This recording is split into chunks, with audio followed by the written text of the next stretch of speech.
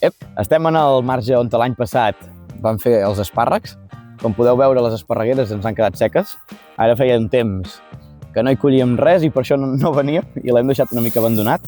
El que farem serà arrencar totes les herbes, tallarem de ben avall les esparregueres i ho encoixinarem per esperar a la primavera que rebroti tot.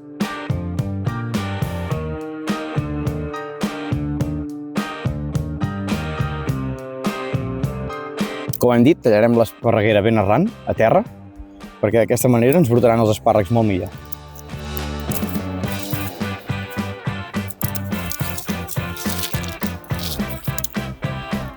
Opa, aquest quasi encara és tendre, això.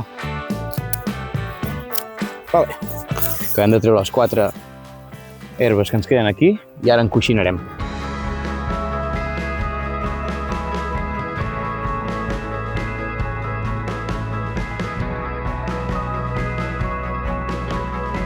Ja hem encoixinat.